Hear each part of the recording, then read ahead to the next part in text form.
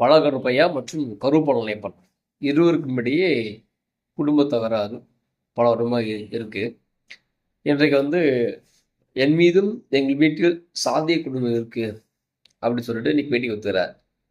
என்னடா திடீர்னு 24 வருடமாக கொடுக்காம இன்னைக்கு தரார் அப்படின்னா, இது 24 வருடமா இருக்கான். அப்ப யோசிச்சு பார்த்தோம். ஓ, இப்ப எலெக்ஷன் டைம் அல்ல. அதான் இப்ப பாத்தீங்கன்னா எல்லாருமே சாதி வகையை பத்தி பேசுவாங்க, சாதி சமநிலையை பத்தி பேசுவாங்க, சனாதன மொழிவை பத்தி பேசுவாங்க. ஏன்னா இப்ப எலெக்ஷன் வந்துருச்சு. இப்ப எவனெல்லாம் அமைதியா இருந்தானோ அவனெல்லாம் பேசுவான். என்னடா காரணம்னா, எப்பவுமே திராவிட மாடல் கையில் எடுக்கிற விஷயம் என்னன்னா சாதி ஒழிப்பு. சரி, அந்த சாதி ஒழிப்பு எப்பறம் ஒழிப்புனா எவனும் பேசவே மாட்டான். இத்தனை வருஷமா இருக்காங்க திமுக ஆட்சியில் இருக்கு. மினிஸ்டர்ஸ், அதாவது அமைச்சர் பதவி தலித்துங்களுக்கு எவ்வளவு கொடுத்துருக்கான் அப்படின்னு கேள்வி கேட்டு சாதி ஒழிப்பு பற்றி பேச மாட்டான். திமுக ஆட்சியில எத்தனை பட்டியல் சமுதாயம் கொண்டிருக்காங்க, எத்தனை பட்டியல் சமுதாயம் காவல்துறையினால் வழக்கு பதிவு செஞ்சிருக்காங்க, அது அப்படின்னு பேசணும்னா பேச மாட்டான். இப்போ கூட திட்டக்குடின்னு நினைக்கிறேன், நம்ம கடலூர் கிட்ட ஒரு அம்மாவை கஞ்சா போதைக்காக கொன்று குளித்தோன்னு புதைச்சிருக்கான். அப்போ தமிழ்நாட்டில் எந்த அளவுக்கு இந்த கஞ்சாவோட தாக்கம் இருக்கு, போதை தாக்கம் இருக்கு அப்படின்னு பேசினா பேச மாட்டோம். ஏன்னா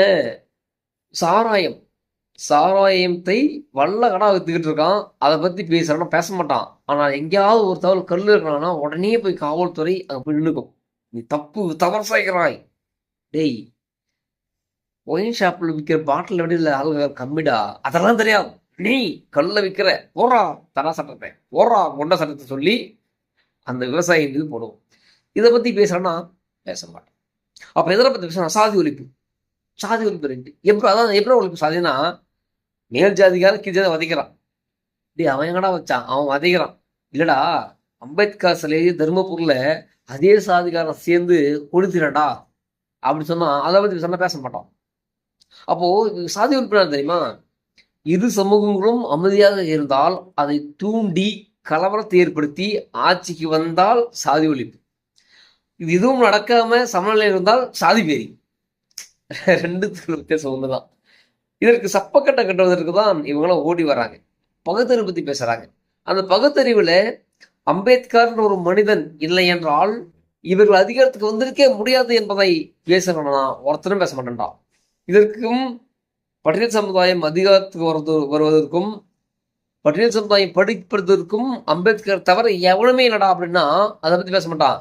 ஆனா இதுக்கெல்லாம் காரணம் பெரியார் தான் பேசுவான்.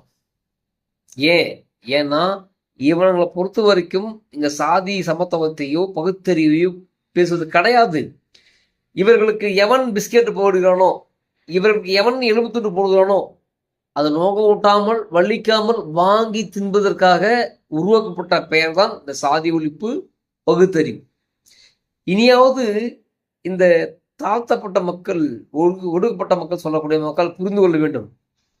எஸ்சி எஸ்டியும் புரிந்து கொள்வதற்கு முன்னாடியே எம்பிசியில் உள்ளவர்களும் பிசியில் உள்ளவர்களும் தெளிவாக தெரிந்து கொள்ள வேண்டும். சாதி வரி நின்று அவன் முன்னைத்தான் சொல்லுகிறான்.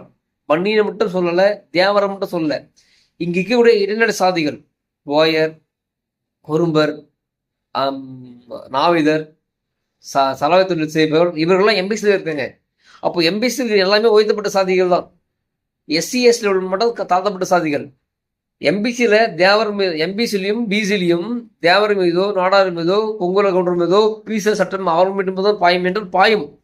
அதுலேயே தங்களை கீழ்ச்சாதி நடத்தக்கூடிய போய சமுதாயம் மேலேயோ அல்லது நாவித சமுதாயம் மேலேயோ அல்லது சவர தொழில் செய்கின்ற சமுதாயத்தின் மேலேயோ பீச சட்டம் பாயாதுன்னா அது கண்டிப்பாக பாயும். அப்போ உன்னை பொறுத்திக்கும் அவன் பிசி எம்பிசி எஸ்சி எஸ்டி இருக்கிறவர்கள் யார் மீது வழக்கு பாயும். இது ஏன் சொல்றேன்னா, நீ ஓடி போய் தேடி போய் எங்க பேசுறனே, திமுக வாக்களிக்கிற, அதிமுக வாக்களிக்கிற, இவர்களுக்கு யாருமே இந்தந்த சாதிகளும் இருக்கு.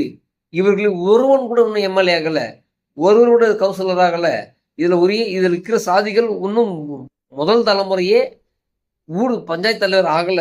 அதனால இவர்களுக்கு அதிகாரம் தர வேண்டும் என்று திமுக பேசியிருக்கமா, பேசுமா? இல்ல பகுத்தறிவோடு பேசுவார்களா? இல்ல திராவிட சிந்தனைவாதிகள் பேசுவார்களா? இவர்கள் பேச மாட்டார்கள். ஏன்? இவர்களெல்லாம் உழைக்காம சாப்பிடக்கூடிய ஒரு கூட்டம். இந்த கூட்டம் எப்படி போய் உழைக்கும்? இன்னைக்கு நான் யூடியூப்ல பேசிட்டு இருக்கேன். இதை முடிச்சுட்டு டைல்ஸ் வேலை செய்வேன். அந்த வேலையை முடிச்சுட்டு கட்சி வேலை இருக்கும்போது 2 மாசம் 3 மாசம் நான் கட்சி வேலை நின்று செய்வேன். அப்போ என்னுடைய பொருளாதாரம் அந்த 3 மாசம் தடைப்படும். அந்த 3 மாசம் கழிச்சு மீண்டும் என்ன பண்ணுவேன்? வேலைக்கு உழைச்சி சாப்பிடுவேன். சிமெண்ட்ல கலப்பேன், டைல்ஸ் தூக்கணும், வியர்வு வரும், அவ்வளோ கஷ்டங்கள் இருக்கும். இரவு தூங்கும்போது அவ்வளோ கஷ்டமா இருக்கும். ஆனா இவர்களுக்கு அப்படி கிடையாது. ஒவ்வொரு மீடியாக்களும் உட்காந்து பேசி வாயிலே வளர்த்து வியர்வை சிந்தாமல் சூரியன் ஏசி வச்சு தின்னக்கூடியவர்கள் நாளைக்கு திடீர்னு போய் உழைக்க மாட்டாங்க. அப்போ இவர்கள் சாதி வெறிக்கு சொல்லி சொல்லி இந்த சமூகத்தை பிளவுபடுத்துவார்கள், சாதி வெறி தூண்டுவார்கள். இனியாவது இந்த மாதிரியான ஆட்கள் நீங்க பத்திரமாகவும் உஷாராக வேண்டும். நன்றி, வணக்கம்.